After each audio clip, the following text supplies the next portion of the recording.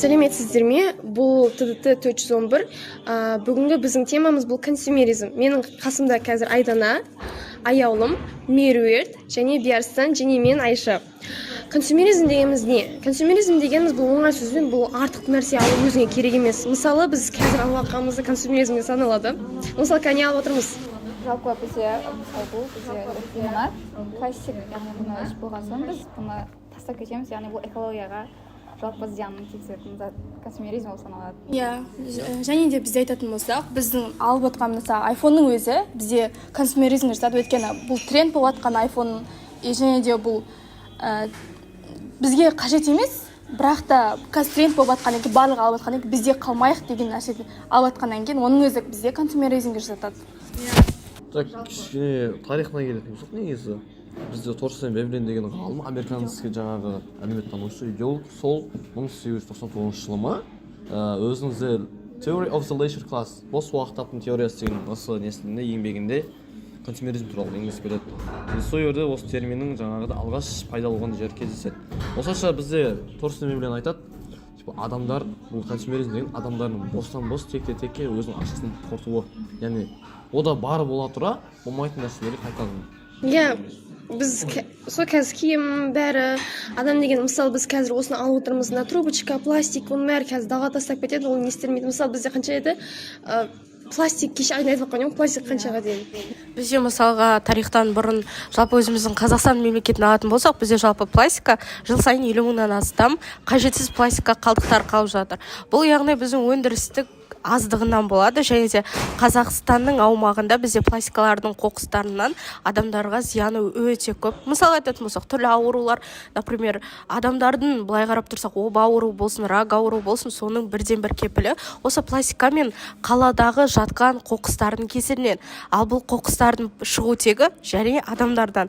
Яғни адамдар пайдалы заттарды қолданбай, осыны алып шыныларды немесе пластиканы ішіп қалдырып қоқысқа тастағаннан түрлі аурулар пайда болады. Андай ғой еще бұл, мысалы, бізде еще анандай болады, интернеттен де көреміз, біреу не істеп жүрмін, кеше айтқан еді ғой, типа біреу мына жерінде инстаграмға салады, мен мынандай, мен мынандай алып жатырмын, мен мынандай істеп жатырмын, біздің сөз қызығады. Андай барып, мысалы, біз помада көреміз, күшті біреудің не істеп жатқанын біз де алғымыз келеді, ал потом білесіздер ме, қызыр болады, көргенсіздер ме, естеді толтырып алады. Мынандай Қазақстанда бізде айфон шықса бол, алу керек. Иә, типа сондай ғой. Последний айфон, соны алу керек.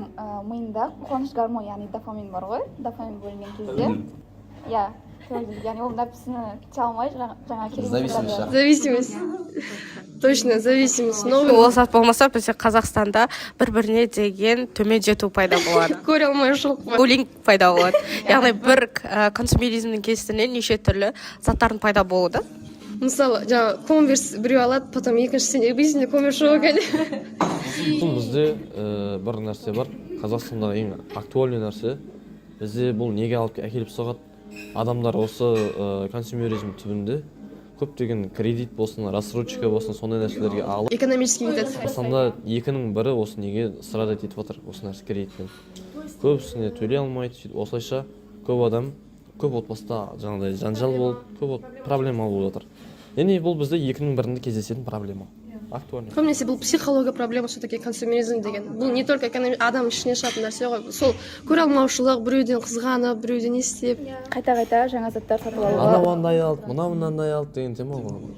Сосын солар заттар кейін лақтырамыз. Адамның қандай адам екенін емес, қандай машинасы бар, қандай заты бар екен деп, уже қоғамда дұрыс қой. Қоғамда сондай жағынан уже қарайтын болғанда, уже психологический жағынан уже оны қысым жасап тастаған айтады. Бұл еще потом алған заттардың бәрі кетеді, потом біз не только адам қиналады, потом экология қиналады, барады. Машина, мысалы, новый машина алады, одан кейін жаңа жыл сайын новый машина алған сайын, ол машинадан газ, ауаны не істейді, потом кетеді ол машина строительдеріне. Ол ластанулардың ешқайсысы біздің көзімізге көрінбейді, яғни Бірақ ол ауада өте көп. Тәттікен бірақ какаом. деп қазір тастап кетеміз. Дәл солай тоже, мысалы қазір кеше бізде қар жаумайды, бізде мысалы климаттың түркістанда отырмыз. Неге ол қар жаумайды? потому что машина көп қазір әрқайсысы машина алам деп пантой шығарады.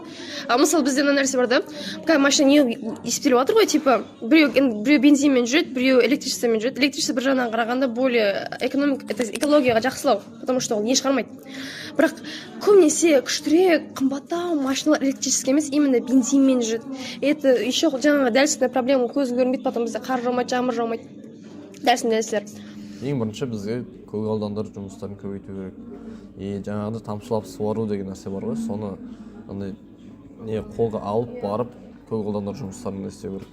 Сонымен қатар түрлі фабрика, зауыттарды көбейту керек. Себебі именно осы Түркістан қаласында түрлі зауыттар, фабрикалар жоқ, яғни пластиканы өндіретін.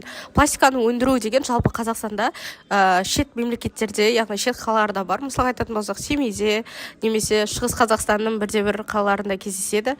Оларда сол себепті қоқыстардың көптігіне де ауа райы өте лас, адамдары көп ауырады. Түркістанда өндірістік зауыт, фабрикалар жоқ. Сол именно сол жаңағы сол енді бұның бәрі консюмеризм әкеліп тұр ғой. Адам деген андай ғой, бұяқта көбінесе адам деген ақша құмар болған үшін новосты сата беру керек. Адам болмайтын нәрсе. Кешегі лабубу деген бар, білесіз бе? Тренд деген заттарға қатты қызыға берудің де керегі жоқ. Тренд екен деп өзіңе қажет емес заттардың өзін алудың өзі консюмеризмге жатып отыр да бұл жерде. Кеше сол лабубу тоже, ол неден жасалған? Пластиктен жасалған ғой лабубу деген, кейін лақтырылып та кетті. Бірақ балалардың арасында кең таралған ойыншық. Иә, кең таралған. Оны омаспасы оператордан кейін ойнамайды, лақтырылады.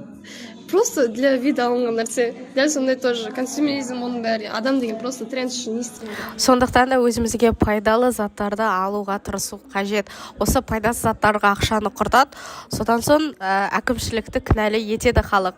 Бізге ақша жетпейді, менің 7 бала-шағам бар, тегін бер деген секілді. Бірақ күнделікті бала-шағаңызға сіз қандай ойыншық алып бересіз? Және ол күнде тұтынып жүрген суы пайдалы ма, пластикамен айналасында жүрген бала ма? Оған да мән беру керек.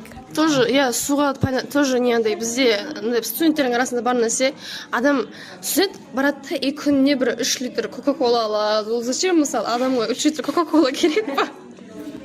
Кока-кола да айтпа. Тоже проблема. Проблема, иә. Бізде экология жағынан келетін болсақ, осы жаңағыдай консюмеризм арқасында осы қоршаған ортамыз ластанып жатыр ғой, иә. Бізде жаңағыдай арнайы Қытай, Германия, тағы да басқа Швейцария елдерімен байланысы отырып, бізде осы зауыт ашу керек деген айдан айтқан проблема бар ғой. Соны жақсылап естеу керек, жаңағыдай байланыс отырып, дипломатиялық жолмен бізде пластик болсын, жаңағыдай сосын бізде ең бірінші проблема машинаның дөңгелектері бар ғой. Солар іштеген жарамайды мысалы. Ішіне жарамайсың басқа. Соларды қайтадан переработка істеп, қайтадан жаңасын шығаратындай қылып істеу керек бізге. Жаңада шығаратын еді, аты. Бір нәрсені пластиктен алып, одан кейін жаңадан шығаратын бар емес пе? Қытайда бар еді ғой, пластик алып киімге айналдыратын. Жапония ма еді, Қытай ма еді, Азияның бір жерінен. Сондай сияқты бір бөле болу керекпіз ғой бізде.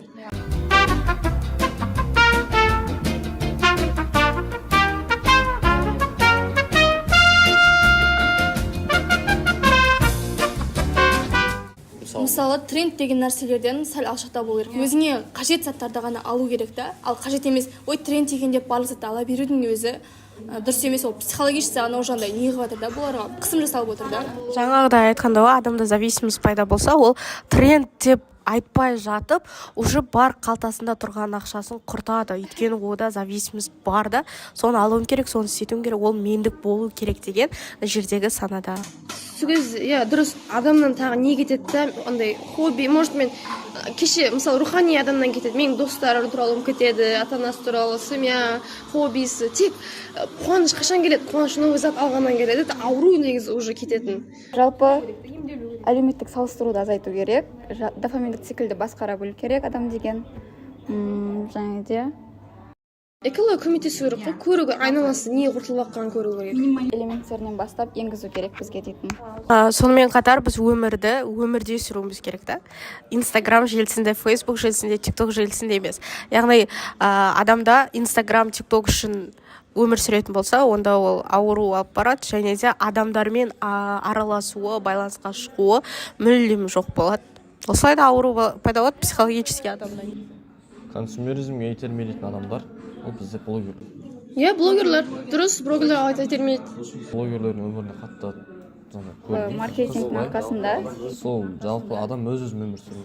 Блогерлер red flag. Жоқ, көрме демейміз, жалпы көру керек, бірақ шли олар сияқты андай беріліп кетпеу керек. не ғой все-таки бұл жерде еш нәрсе алма емес, тек керек нәрсе ал емес та. Өзіңе тоже бар, жақсы көретін киіміңді ал, нәрсеңді ал. Шоколад па тарап кеткен? Қанша? 25 мың ба? Осыны бір шоколад. Через Дубай. Алды ғой. Сен алдың ба? мен алдым. Сен алдың ба? Дәм қандай екен. әдемі Былай қарап тұрсақ, жалпы біз осы жерде 5 адамның ішінде консумеризмға қатысты. Айфонның ғана артынан қуалайтын шығармыз. Былай жоқ. Енді консумеризм деген бұл не ғой все-таки артық кетіп қалу ғой, прям зависимость болып. Бізде енді ондай жоқ шығар, біз новый заттан алғанда өйтіп тұрмайтын шығармыз. Наркотик іздеген сияқты. Тоже дұрыс. Дұрыс новый зат алған дұрыс, новый телефон алған дұрыс, новый зат бір кезде тәт нәрсе алған дұрыс, нонда алған дұрыс, еш саққа жоқ. Қажет болған кезде, тек барып, ақшам бар кезде, өзіңді бір рахат болып тұрған кезде ғана да, последний ақшаны құртып емес. Адамның мақсаты жоқ, просто жаңа зат алу керек болды. И адам тұрады да, жаңа айлық түсе ма? И айлық болмаса да рассрочка жаңа басқа нәрселер қамтылған ғой. Соған апсайт болып түссе. Это депрессия әкелетін нәрсе де, кейін ақшаң жоқ болғанда сен бос боласың деген сияқты. Тоже психологический проблемалар ішіне кіреді. Бірақ біз жаңадан бері консумеризмнің пайдасы жағын, яғни экологияға, адамдарға сен жаңа айтып кеттік қой бас тақырыптарда. Алайда консумеризмнің жалпы пайдасы да бар да адамдарға. Себебі, мысалға айтатын болсақ, біз айтып тұр ғой қазір, біз трендтен қалмаймыз, яғни новый көлік аламыз, айфон аламыз, тағысын тағы консумеризмді біз дамытамыз да. Сол арқылы бәлкім біздің ел дамып жатыр. Себебі бізде шыққан, бізде болып жатқан адамдардың қолындағы телефон болсын, басқа да заттар басқа мемлекетте жоқ. Басқа мемлекеттерде жоқ. Мысалға айтатын болсақ, бізде TikTok желісі арқылы көптеген блогерлер дамиды, көптеген семьялар бағылып жатыр, яғни сол бір блогерстан арқасында.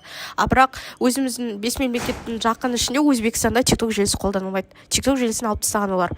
Сол себепте оларда блогер только Инстаграмнан ғана жүргізеді. Консумеризм болмаса тура Сомали, Африка, Ауғанстан сияқты болып қаламыз десең. Жабайы болуымыз да мүмкін, бәлкім. Себебі техника дамиды ғой бұның арқасында. Адамдардың миы автомат түрде істейді. Бір затты алар алдында бұны қалай істету керек, бұл қалай істейді деп бізде уже ми қозғалыс пайда болады.